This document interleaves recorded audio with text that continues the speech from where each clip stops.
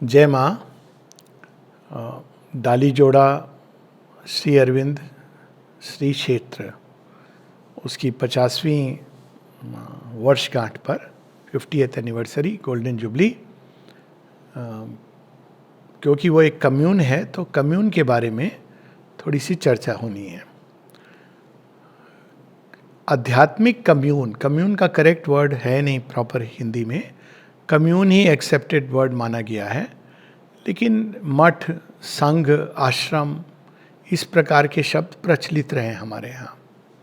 लेकिन सच पूछो तो कोई भी श्री अरविंद के योग में अप्लाई नहीं करता है।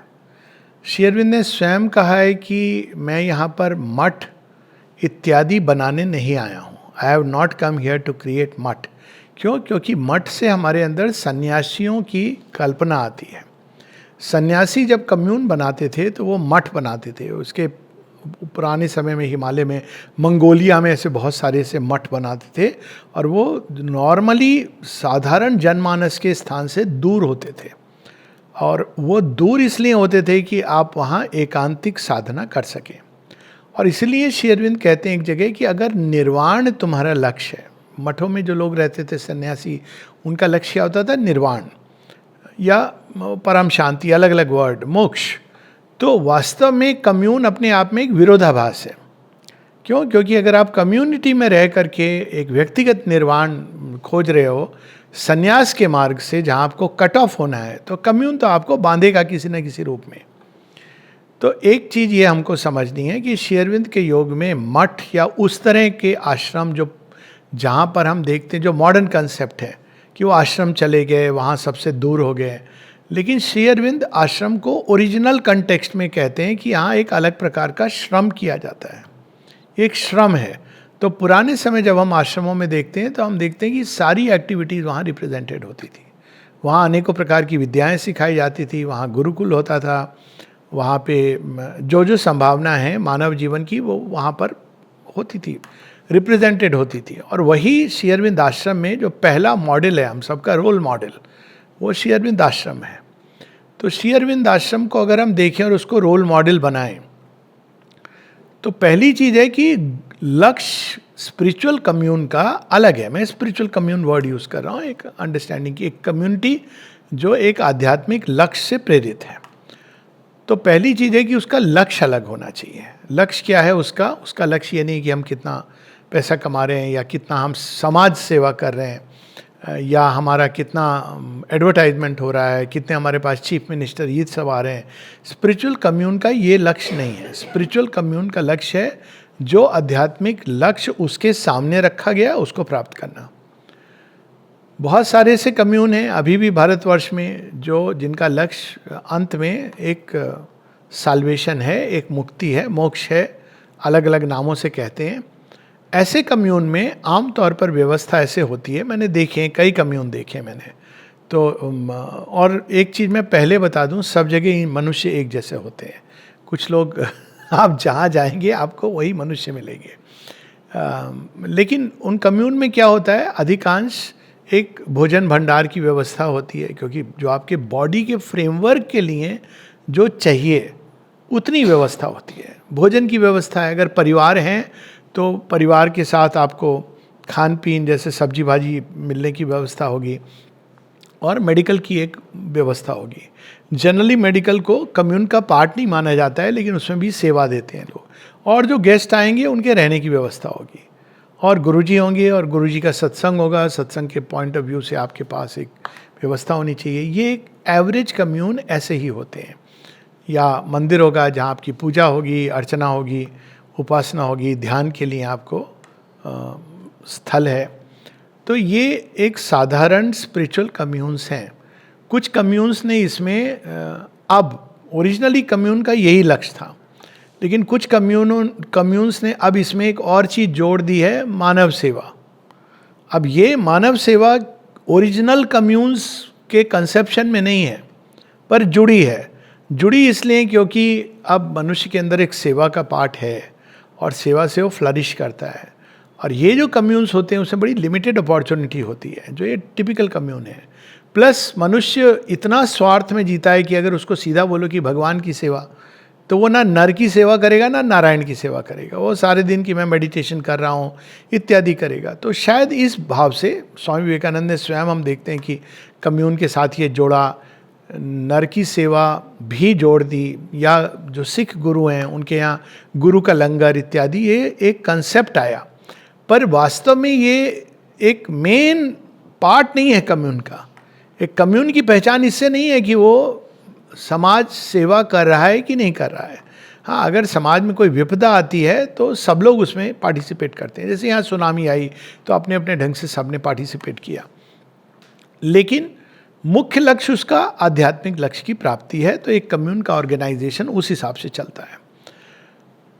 चूंकि श्री अरविंद आश्रम में, श्री अरविंद योग में ये लक्ष्य की प्राप्ति, भगवान से जुड़ने की जो प्रोसेस है, केवल सोल की नहीं है, प्रकृति की जितनी भी गतिविधियां हैं उन सब में हमको भगवान को जोड़ करके भगवान को प्रकट करना है।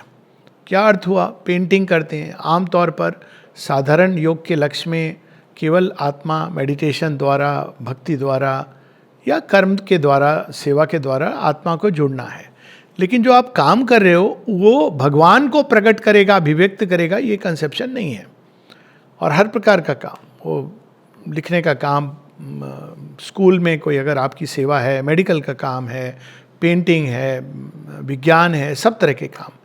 लेकिन श्री अरविंद के योग में चूंकि लक्ष्य है भगवान की अभिव्यक्ति, यानी इस संसार को हम माया के रूप में नहीं देखते हैं, हम इस संसार को भगवान के लीला और लीला के द्वारा भगवान अपने आप को उत्तरोत्तर प्रकट कर रहे हैं।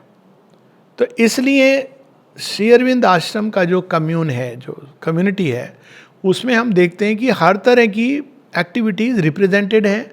और भविष्य में भी कोई नई चीज़ आए तो हमें खुला रहना चाहिए। फॉर एग्जाम्पल, माता जी चाहती थी यहाँ पर एक स्टूडियो बने, स्टूडियो में फिल्म स्टूडियो बने, और उन्होंने उसका नाम भी दिया था at the service of beauty and truth, क्योंकि वो हर तरह की एक्टिविटी। लेकिन वो कैसे, आश्रम का क्या सिस्टम है, कोई चीज़ मेंटली करके नहीं कि इम्पोज कर दी जाए, क्योंकि ये नर और नारायण के मिलने से ये डिविनाइजेशन होगा। पहले नर के अंदर अभिप्सा, नारायण तो डाल रहे हैं सबके अंदर भगवान ये अभिप्सा, लेकिन कौन उसको पकड़ेगा? तो माँ सबको ये ऐसे समझो कि सबके अंदर अरे इसकी अभिप्सा करो करो, नहीं कर रहा है कोई, लेकिन कोई होगा जो कैच करेगा। जब वो कैच करेगा तब उसके और डिवाइन मदर दोनों के संपर्क से उसका डेवलपमेंट होगा। फिजिकल एजुकेशन डिपार्टमेंट में हम ये चीज़ देख सकते हैं कि ये प्रारंभ कैसे हुआ। कि कोई डम्बल्स प्रैक्टिस करने के लिए उसने माँ से पूछा। माँ ने पहले पूछा कि मुझे दिखाओ डम्बल्स क्या होते हैं, कैसे करते हो तुम लोग, कितना वजन होता है, पूरे डिटेल में जाके। फिर माँ ने उसकी परमिशन दी। फिर फुटबॉल खेलने की किसी के मन में आई। अलग अलग तरह से करते करते अंत में कई वर्ष नहीं, शायद डिकेड के बाद माँ से किसी ने पूछा, माँ ये फिजिकल एजुकेशन का इतना जो तामझाम है ये क्यों है? तब माँ बताती, हाँ आज तुमने पूछा है, ये सेल्स के अंदर चेतना जगाने के लिए। तो अब अगर एक फिजिकल एजुकेशन, स्पोर्ट्स इत्यादि की जो एक्टिविटी है, उसका भी प्रयोजन पहले हमको तैयार करना भगवान के लिए। जैसे स्पोर्ट्स के बारे में श्री अरविंद दिखते हैं कि हमारे पास हमारी कई गुण हैं जो आध्यात्मिक जीवन में बहुत काम आते हैं, जो स्पोर्ट्स के थ्रू हम सीख सकते हैं। स्पोर्ट्स में आप सीखते हो कि कभी हार कभी जीत, तो आपके अंदर समता का भाव, सहिष्णुता का भाव, बहुत सारी चीज़ें, generosity, team spirit, psychological attitude, जहाँ आप कैसे एंड्योर करोगे चीज़ों को, तो ये सब चीज़ें हमें आध्यात्मिक जीवन के लिए सहयोगी हैं। और जब हम आध्यात्मिक जीवन में उठने लगते हैं तो उस नई दृष्टि से, नई शक्ति के द्वारा हम उसी खेल को खेलेंगे। ये ओरिजिनल इसका पर्पस है। तो दूसरा प्रश्न उठता है कि इस कम्यून में जो श्री अरविंद माता जी के उस पर बेस्ड हैं, कौन सी एक्टिविटीज होनी चाहिए? Everything is possible. लेकिन ये आर्टिफिशियली नहीं कि चलो एक स्टेडियम बना दो, चलो एक, ये प्रोसेस जहाँ होती है, जहाँ आर्टिफिशियली हम करते हैं, तो वास्तव में इसका मतलब है कि कोई तैयार नहीं है, लेकिन आपने सुपर इम्पोज कर दी। सुपर इम्पोज करने से क्या होता है कि लोग तैयार नहीं हैं। किसी ने कहा है कि यहाँ पर स्कूल चला दो, आपने नाम रख दिया श्री अरबिंदो इंटीग्रल स्कूल, लेकिन वहाँ लोग तैयार नहीं हैं, लोगों के अंदर अभिप्सा नहीं है, तो स्कूल के अंदर क्या होगा? फिर वो बिल्कुल वही पुराने ढर्रे पर चलेगा। लेकिन नाम होगा श्री अरबिंदो स्कूल। तो ये जानने की जरूरत है कि ये जल्दबाजी का काम नहीं है कि खूब सारे हम लोग ये भी बना दें वो भी बना दें और सब बना के कहें ये इंटीग्रल योग हो रहा है। नहीं, पहले वो होना चाहिए जो योगनिष्ठ है। तो इसीलिए श्री अरविंद कहते हैं कि लंबे समय तक कम्यून्स कैसी रहेंगी, उनके अंदर individual development into the gnostic being, सारे जीवन के अनुभवों को लेके आश्रम का विकास ऐसे ही हुआ है। अगर आप आश्रम में देखेंगे तो प्रारंभ में डिपार्टमेंट्स नहीं हैं, यहाँ भी वैसे ही प्रारंभ हुआ कि आपके पास डाइनिंग रूम है, आपके मेडिटेशन हॉल भी नहीं है, प्लेग्राउंड स्पोर्ट्स ग्राउंड बहुत बाद में आया है। और ये सारी एक्टिविटी जैसे जैसे लोग प्रेरित हुए, किसी का मन किया कि मैं पेंटिंग करूं, माँ ने एनकरेज किया, कोई पोइट्री लिखते थे तो श्री अरविंद ने एनकरेज किया। तो इस प्रकार से एक कम्यून के अंदर श्री अरविंद के नाम पर आधारित जो स्पिरिचुअल कम्यून होगा उसमें सब प्रकार की संभावनाएं पोटेंशियली रखी जा सकती हैं, लेकिन प्रोसेस उसका आर्टिफिशियल नहीं है कि आपने ज़बरदस्ती एक जिम खोल दिया। एक कोई ना कोई व्यक्ति होगा, आएगा, अगर समय सही है तो आएगा, आपको वो एटमॉस्फियर, वो कहेगा मैं यहाँ ये करना चाहता हूँ। कोई होगा जो पेंटिंग के में रुचि लेगा, तो वो सब फिर उस कम्यून का हिस्सा बनता जाएगा। तो it is a natural growth under the divine pressure of the divine consciousness and not an artificial structure. अब natural growth under the pressure of the divine consciousness जब ये आता है तो इसका मतलब है कि जो इंडिविजुअल्स हैं, मान लीजिए एक कम्यून में 20 लोग हैं, छोटी कम्यून, तो अब 20 में से सारे लोग डिवाइन कॉन्शियसनेस की तरफ नहीं एस्पायर कर रहे होंगे, किंतु एक दो या केवल एक ऐसा व्यक्ति होना चाहिए जो कोर है। और ये श्री अरविंद के सेंटर, सोसाइटी सेंटर्स में भी यही बात लागू होती है। That's another kind of commune. हालांकि वो कम्युनिटी लिविंग नहीं है, थोड़ा अंतर है, लोग ज़्यादातर घरों में रहते हैं और सोसाइटी सेंटर में आते हैं मिलने के लिए। लेकिन ऐसी ऐसी जगह, कुछ एक जगह ये भी एक्सपेरिमेंट शुरू हो गए और ये होंगे, क्योंकि अल्टीमेटली जो नॉस्टिक जीवन है, जिसको डिवाइन लाइफ का ग्रैंड एक्सपेरिमेंट है, वो केवल आश्रम में नहीं होगा। आश्रम उसका केंद्र है, किंतु कई जगहों पर श्री अरविंद दिव्य जीवन में बताते हैं, द लाइफ डिवाइन में, कि आइलेट्स बनेंगे। मतलब कई जगहों पे छोटे छोटे ऐसे कम्युनिटीज़ बनेंगी और प्रयास हो रहे हैं। मैं जानता हूँ इसको, बहुत ही अपूर्ण से प्रयास करते हैं लोग, नहीं कर पाते हैं, पर ये चेतना के अंदर आ गया है कि हम लोग ऐसी कम्युनिटी लिविंग हो जहाँ हमारा केंद्र ये योग है। और योग अगर है श्री अरविंद का योग, तो केंद्र कौन है? श्री अरविंद माता जी। तो कम्युनिटी का ये एक आइडिया है। अब ये जो कम्युनिटीज़ बनेंगी, तो इसका क्यों बन रही हैं? क्योंकि संसार अभी पूरी तरह सपोर्ट नहीं करता है स्पिरिचुअल लाइफ को या स्पिरिचुअल इवोल्यूशन को, इसलिए कम्यून की ज़रूरत होती है। समय तो एक ऐसा आना चाहिए जब पूरा संसार माता जी का आश्रम बने, माँ ने कहा भी है। लेकिन दोनों Shri Arvind they know this as practical situation क्या है। वो कभी, एक श्री अरविंद का वर्ड है स्पिरिचुअल रियलिज्म, तो कभी वो ऐसे नहीं कर देते जैसे कई लोग हैं जो बाहर में हम चलाएंगे श्री अरविंद के नाम पर स्कूल, सीधा वो कहते हैं हम फ्री प्रोग्रेस होगा, फीस नहीं होगी।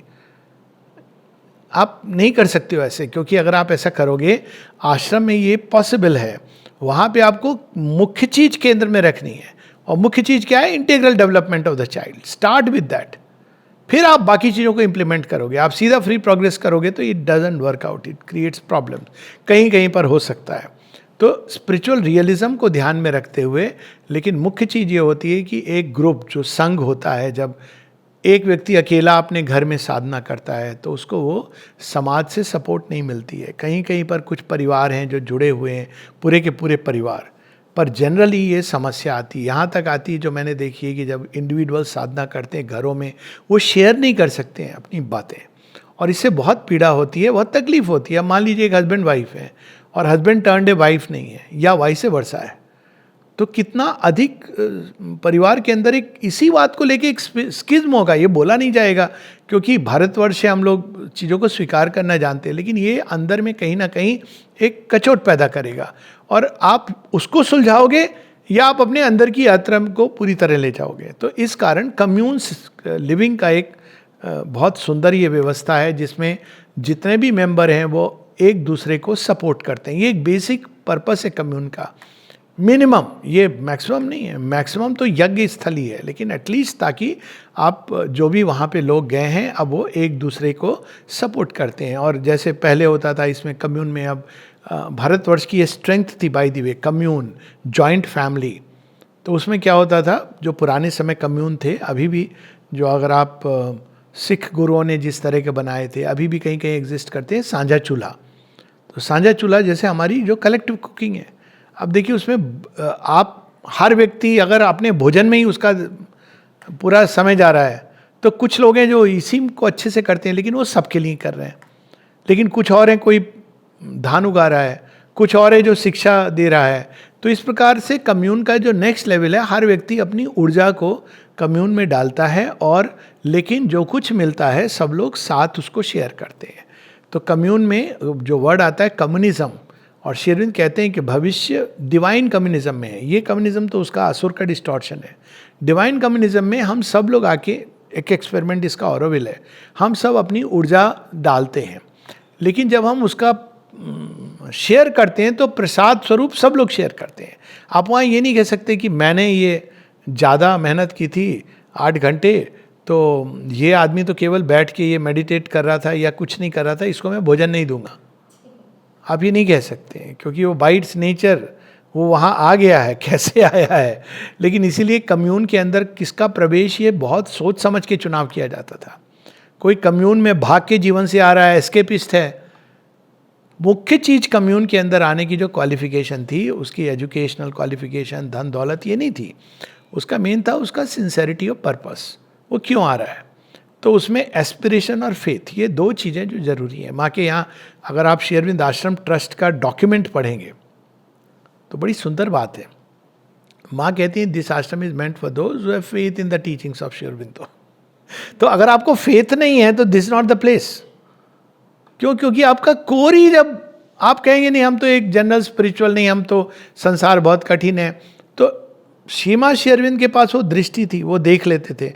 और उसके बाद भी, क्योंकि जब आप एक कम्यून में रहते हो तो हो सकता है शुरू में आपको अच्छा लगे, लेकिन बाद में वही आपकी समस्या आएगी। तो हर एक कम्यून में एक टाइम पीरियड होना चाहिए जिसमें आप और कम्यून एक दूसरे को परस्पर देखते हो।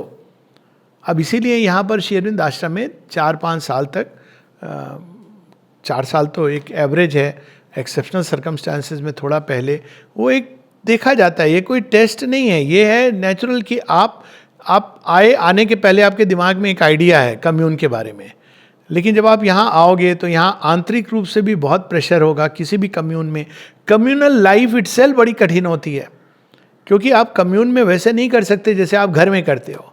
फॉर एग्जाम्पल, कम्यून में भोजन का एक फिक्स टाइम होगा, प्रैक्टिकल नेसेसिटी है। आप ये नहीं कह सकते हो मैं 10 बजे खाना खाऊंगा, मैं कंप्यूटर पे काम कर रहा हूँ। क्यों? क्योंकि अगर आप 10 बजे खाना खाओगे तो खाना आपके खाने के बाद कोई है जो उसको साफ करेगा। तो ये जो रूल बनाए जाते हैं किसी भी कम्युनिटी के अंदर, कम्यूनल लिविंग के लिए, कई लोगों के लिए बहुत कठिन होते हैं, क्योंकि कम्युनिटी लिविंग मतलब some minimum rules will be there. तो कम्यून में जब लोग रहना शुरू करते हैं तो कुछ समय बाद वो कम्यून को सूटेड है कि नहीं है, और कम्यून उनके लिए सूटेबल है कि नहीं।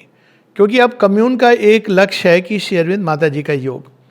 तो आप बोलोगे नहीं, मेरे अंदर तो एक वृत्ति है, मैं जुआ खेलूंगा रोज रात को, बिना मुझे पबजी खेले हुए नींद नहीं आती है। तो अब हालांकि अब ये लोग कह सकते हैं कि भाई ये तो आप अपने घर के अंदर कर रहे हो, अगर आप बाहर करोगे इस चीज़ को तो कोई समस्या नहीं है। आपकी इंडिविजुअल लाइफ है, पर्सनल लाइफ है, आप उसके अंदर क्या कर रहे हो ये आपकी प्रॉब्लम है। लेकिन क्योंकि कम्यून के अंदर एक इंटरनल वायरिंग है, तो अब क्या होगा कि एक व्यक्ति अगर बहुत अधिक भटक रहा है, हालांकि कम्यून में बहुत फ्रीडम, श्री अरविंद के बेस्ड कम्यून में बहुत फ्रीडम दी गई है, क्योंकि उसके बिना आप अपने डिफरेंट पार्ट्स को आना, डेवलपमेंट होना, ये कठिन है। लेकिन उस फ्रीडम का केवल एक ही चीज़ थी जो एक प्रकार से जिसमें जाने से थोड़ा सा एक ब्रेक लगाने की ज़रूरत होती थी, और वो नहीं, वो बाद में जो 4 रूल दिए जिसको लोग कोट करते हैं वो बहुत बाद में आए हैं। माता जी से जब बार बार पूछा तो माँ ने कहा no alcohol, no drugs, no politics and no sexual intercourse. लेकिन इसका मूल क्या था कि कोई चीज़ें जो कम्युनिटी लाइफ को बुरी तरह डिस्टर्ब करती हैं। अगर वो कम्युनिटी लाइफ को के फैब्रिक को बिगाड़ देती हैं। तो अगर इस तरह का डिस्टर्ब, मान लो कोई व्यक्ति है, उसका काम यही है कि हर किसी को पोक करता रहे, हर चीज़ में कंप्लेन करता रहे, तो कम्युनिटी लाइफ में वो डिस्टर्बेंस है। क्योंकि अब क्या हो रहा है कि हर व्यक्ति अपना शांति से काम करना चाह रहा है, उसको ग्रोथ करनी है, तो वो अपने अंतर्मुखी होकर के, अब लोग आके उसको ज़बरदस्ती होती है, जैसे बाहर में आदत होती है कि हम बात करेंगे, जब मर्जी आएंगे, जब मर्जी जाएंगे। तो ये स्पिरिचुअल कम्यून्स में तो और अधिक डिसिप्लिन की ज़रूरत होती है। फ्रीडम का मतलब ये होता है कि ये डिसिप्लिन आप पर कोई इम्पोज नहीं कर रहा है, आपको कोई, आप नियमबद्ध नहीं हो कि अगर आप नहीं आओगे आपकी सैलरी कटेगी। क्योंकि एक कम्यून में ना सैलरीड एम्प्लॉय है, स्पिरिचुअल कम्यून की मैं बात कर रहा हूँ, ना कोई सैलरीड एम्प्लॉय है, ना कोई आपको प्रमोशन मिलने वाली है। तो ये जो तरीके बाहर अप्लाई किए जाते हैं आपको डिसिप्लिन करने के लिए, रिवार्ड एंड पनिशमेंट, वो यहाँ पर नहीं है। यहाँ एक ही रिवार्ड है, आप कितना अपनी कॉन्शियसनेस में भगवान के करीब ग्रो करोगे, और उसके फलस्वरूप क्या होगा, आपके अंदर शांति और जॉय आएगा। और एक ही पनिशमेंट है, अगर आप वेस्ट करोगे टाइम को, ऊर्जा को, जिस भी रास्ते जाना हो जाओगे, फ्रीडम है इसकी, लेकिन आप उसमें ग्रो नहीं करोगे, आप एजिटेटेड होगे, आपके अंदर क्रोध, भय, ये सब आएगा। लेकिन प्रॉब्लम कब होती है, जब आप इस चीज़ को कम्युनिकेट करने लगते हो कंटेजियन की तरह। अब इसके कई एग्जाम्पल हैं, जैसे एक जगह श्री अरविंद ने, अब कई मानव वृत्तियाँ हैं, जैसे सेक्सुअल इंटरकोर्स की बात है, अब ये एक अल्टीमेट चीज़ है, बायोलॉजिकली रूटेड है। तो श्री अरविंद कब कहते थे कि नहीं, the person should go away, हालांकि उन्होंने कोई इंस्टेंस में भी उन्होंने निकाला नहीं है किसी को वो खुद लोग चले। जब इतना अधिक होता था कि दूसरे लोग डिस्टर्ब हो रहे हैं कम्युनिटी में, कैसे डिस्टर्ब हो रहे हैं, ये नहीं कि वो देख रहे हैं कुछ, अब जाके ऐसा व्यक्ति जो सीख कर रहा है इस तरह की चीज़ें, दूसरों को भी एंटाइज कर रहा है या जो भी, तब उनको कहना पड़ता था कि भाई this is going beyond A point. पर मानव प्रकृति जब रूपांतरण के लिए प्रस्तुत होती है तो बहुत सारी चीज़ें उसके अंदर निकलती हैं। कई लोग ये कम्यून, स्पिरिचुअल कम्यून को वो कॉन्वेंट का वो समझ लेते हैं कि ये मोनेस्ट्री है। मोनेस्ट्री में मैं तो मोनेस्ट्री में भी रह चुका हूँ, देखा है मैंने, मोनेस्ट्री मतलब कॉन्वेंट की। वहाँ पर क्या होता है कि हिपोक्रेसी होती है। श्री अरविंद ने फ्रीडम इसलिए दी है ताकि जेन्युइन चेंज हो, नहीं तो क्या होता है, आप बाहर से वो एक वाइट यहाँ पे पहन लेते हैं, बाकी आप वो ब्राउन और जो भी पहनते हो, ब्लैक, और आप सब सिस्टम, मदर सब कहते हो। फिर उनके ब्रदर आते हैं, फादर आते हैं, उसके बाद क्या होता है, ये I know this very well, being part of that, everybody knows. तो ये हिपोक्रेसी नहीं आए, इसलिए फ्रीडम दी गई है, ताकि आप पीठ पीछे हर तरह की चीज़ें कर रहे हो, और आपके इससे क्या हो रहा है, पूरी कम्युनिटी डिस्टर्ब हो रही है, एक अंदर से भी आप लिंक्ड हो, और फिर आप यू में, तो ये इनर इवोल्यूशन जो है वो आपकी अपनी सिंसेरिटी। लेकिन एक लाइन होती है हर एक कम्यून में, इवन ऑरोविल के विषय में माँ ने बताया, when they should be sent away, तो उसमें ताकि कोई अगर शराब पी के मान लीजिए चिल्लाना शुरू कर दे, आदत हो जाए, वो किसी घर में आ जाए, होता है ना, यहाँ भी एक थे सज्जन, शराब पी के वो कभी क्लास में आ जाए, वो मुझे रोक करके वो किसी को गाली देना शुरू करते थे। अब मेरे साथ तो उनका ऐसा कुछ हो गया था कि बस वो जहाँ मुझे देखते थे खड़े हो जाते थे सामने, हम हरियाणा के जाट हैं, आपको नहीं जाने देंगे। तो हम गुस्सा, तो मैं भी कह देता था, मेरा उस समय ईगो टेस्ट हो रहा था, मैंने देखा नहीं, मैं भी कह देता मैं मिलिट्री से हूँ, तुम क्या करोगे देना ही। फिर माँ ने अच्छा सबक सिखाया, ये तो बात मेरी कई बार हो चुकी है, how she showed me the way, कि भूमि बदलो। तो भूमि क्या, मैंने देखा he has got love for the mother regardless of everything, इसलिए वहाँ घूमता रहता था। आश्रमाइट नहीं था, लेकिन वो घूमता रहता था। एक दिन मैंने ऐसे बात में कहा कि I was so happy to see you near the ashram and you seem to have love for the mother. तो कहता है, और है क्या देखने के लिए, और है क्या किसको प्यार करने के लिए। अब वो बहुत ठोकरे खा के सीखा था, ये मुझे पता है, लेकिन सीख गया था। तो मैंने कहा प्रणाम है तुम्हें, धन्य हो तुम, ये तो यहाँ रहने वाले लोग जो शराब नहीं पीते उनको नहीं पता है। तो आई रियलाइज कि मेरे अंदर कुछ शिफ्ट हुआ, मेरे अंदर शिफ्ट हुआ, उसके अंदर शिफ्ट हुआ। तो कम्यून में जो इंटरैक्शंस होते हैं, डिसीजंस होते हैं, उस चीज़ को केंद्र में रख के किए जाते हैं। कम्यून एक डेमोक्रेटिक सेटअप नहीं है जहाँ 20 में से 15 लोगों ने डिसाइड किया एक हमको चलो एक बार खोल लेना चाहिए तो आप खोल लें। डेमोक्रेसी की ये समस्या है ना, अगर मान लीजिए कोई बोले, अब लोग कहते हैं ऑरोविल में डेमोक्रेटिकली अगर कोई बोलेगा ड्रग्स आर फाइन, तो you will say drugs are fine, no, because there is an aim of that commune. तो उस एम से जो चीज़ मेल खाती है, क्या चीज़ मेल नहीं खाती है, तो उसके निर्णय कौन लेगा? तो कम्यून का एक ऑर्गेनाइजेशन होगा। तो ऑर्गेनाइजेशन कैसी होगी? अब बड़ी इंटरेस्टिंग, एक भारतवर्ष में एक नाम होता है पंचायत। पंचायत क्यों होता था? 5 लोग होते थे। ये 5 लोग जो उस गांव के जो जिनको आप ट्रस्ट करते थे और जिनको आप रिस्पेक्ट करते थे।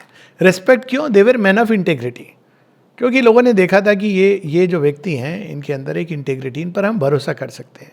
तो कम्यून के जो लीडर्स होंगे वो अपने आचरण के द्वारा, इसलिए नहीं कि क्योंकि दे आर अब कई वर्षों से, या उनको एक विशेष एजुकेशन है या एक पैसे हैं, उन्होंने खूब सारे धन दिया हुआ है, इसलिए नहीं, पर इसलिए क्योंकि ये लोग अपने आचरण से, अपने व्यवहार से they have prove to be man of integrity. माने एक और बताया कि ये किस तरह के लोग होने चाहिए। माने कहा है they should be detached inwardly, और उनके अंदर ग्रीड और ये कामनाओं का खूब सारा, कि मुझे, अब सोचिए आप कम्यून में कोई ऐसा व्यक्ति है जो धन के प्रति जो इसको ग्रीड हो, तो कैसे व्यवहार करेगा वो? फिर चीज़ों को अपने एंगल से, तो लस्ट फॉर पावर ये भी नहीं होना चाहिए। तो ये कौन से लोग होंगे जो बड़े एक प्रकार से योगनिष्ठ हैं। दूसरी चीज़ जो माँ ने बताया, वो are generous in their outlook. जो कम्यून है वो एक ओवर डिसिप्लिन मिलिट्री वे में नहीं गवर्न किया जाता। आपको मनुष्य की विभिन्न समस्याएं हैं, उसकी खासकर एक स्पिरिचुअल कम्यून आप एक मिलिट्री डिसिप्लिन लेके नहीं गवर्न कर सकते हो। अगर आप देखो माने किन लोगों को एडमिनिस्ट्रेशन दिया, तो यू विल अंडरस्टैंड दिस।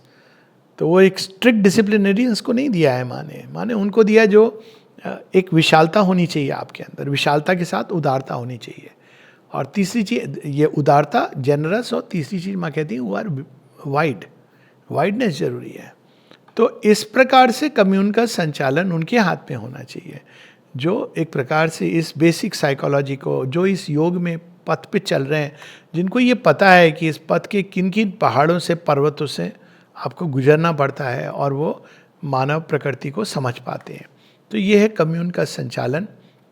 बाकी सब गाइडेंस माता जी की, कम्यून में कोई चीज़ किसी को बिलोंग नहीं करती एज ए प्राइवेट प्रॉपर्टी। अभी आप किसी घर में रह रहे हैं आश्रम के, तो आप ये नहीं कह सकते तो मेरा घर है। कल को आप बोले कि भाई मैं यहाँ 10, कह सकते हैं लोग टेक्निकली, ये एक्चुअल चीज़ है कि आप 10 साल किसी घर में रह रहे हैं, तो आपको टेनेंट का राइट होता है बाय लॉ। यहाँ तक किसी ने, आश्रम की बात है कि कोई रहने लगा, तो मैरिड था लेकिन वाइफ उस समय नहीं आना चाहती थी। उसने कहा नहीं, वो नहीं आना चाहती है, मैंने निर्णय लिया है। तो कहा ठीक है। 6 महीने बाद वाइफ आ गई, तो यही व्यक्ति जाके कहता है कि वो तो मेरी मैरिड वाइफ है, आपको उसके लिए घर भी देना है। हालांकि वो टर्न नहीं है, उसको कोई योगनिष्ठ नहीं है। तो इस कारणों से कई चीज़ें सोच समझ के करनी होती हैं। कई बार लोग इसलिए लिखित में लेते हैं, but that is not the way to run. You have to feel for the person. इसीलिए मैरिड लोगों को तभी एडमिट किया जाता है कम्यून में जब दोनों ही योगनिष्ठ हैं एज इंडिविजुअल्स। ये डिफॉल्ट का सिस्टम नहीं है कि 1 + 1 free, it doesn't work like that either way. अगर दोनों योगनिष्ठ हैं, they can be admitted into the commune independently, क्योंकि वो फिर पहले भी हुए हैं। श्री अरविंद के समय कुछ लोग कहते हैं नहीं, married people can never come, this is not true. ये भी पुरानी थे, उनकी वाइफ थी। कई ऐसे लोग हैं यहाँ पे आश्रम कंटेक्स्ट में, वाइफ थी या फ्रेंड जो लुक आफ्टर करते थे। तो ये दिस इज नॉट ट्रू कि married people can not live in a commune, at least Shri Aurobindo related communes में। बट येस, दोनों इंडिपेंडेंटली, फिर उनकी अपनी स्ट्रगल होगी, डिफिकल्टीज होंगी, they have to go through it, that's their problem. So ये एक, क्योंकि कभी कभी कुछ कम्यून में बड़े स्ट्रिक्ट वो कर देते हैं। फॉर एग्जाम्पल, चूँकि एक फिजिकल रिलेशन, वाइटल इंटरचेंज मना किया गया है। मना इस सेंस में कि it creates lot of turbulence inside the individual and the collectivity. तो कई कम्यून्स में एकदम women would not be there. अब ये क्या है ना, ये हम उस तरह का योग जो आप अयप्पा टेम्पल की वो सन्यासी सेलिब्रेट, ये श्री अरविंद के कम्यून्स का ये पैटर्न नहीं है, क्योंकि ये दोनों की एनर्जीज अलग अलग ढंग से आती हैं। और वी हैव टू अंडरस्टैंड, आपको मास्टरी तो सरकमस्टेंस के बीच में करनी है। आप भाग के मास्टरी नहीं होती है, बल्कि वो कभी कभी चीज़ें विकृत रूप ले लेती हैं, कभी कभी वो डिप्रेशन का रूप लेंगी, कभी कभी कोई छिप के चीज़ें होंगी। तो उसके बेटर है कि कम्यून में इन चीज़ों का एक नॉर्मल, हाँ, लेकिन हर एक व्यक्ति जो आएगा, मैन और ए वुमेन, शुड बी योगनिस्ट। ये सेग्रीगेट करना is not in the light of mother and Shri Aurobindo. ये स्वामी विवेकानंद ने इस तरह की चीज़ की थी, जहाँ पे वो पुराना ट्रेडिशन है। हालांकि वो बुद्ध और स्वामी विवेकानंद ये पहले वो लोग हैं जिन्होंने विमेन को एडमिट किया, मानना पड़ेगा, संन्यास के कम्यून्स में, लेकिन उन्होंने फिर भी उनका एक अलग स्थान होता था।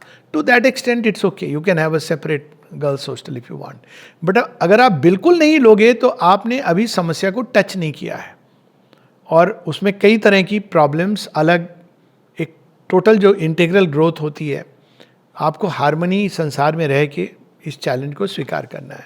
तो ये सारी बेसिक चीज़ें कम्यून के वातावरण में बहुत ज़्यादा सोशल कॉन्टैक्ट, सोशलाइजेशन, कम्यून के अंदर रह के, खासकर ऐसे क्षेत्र जैसे ये स्पेशल क्षेत्र हैं डाली चोड़ा, तो उसका वो तो एज सच ईजिली एक्सेसिबल नहीं है, परंतु ये पता होना चाहिए कि उसका पर्पस बिल्कुल भिन्न है।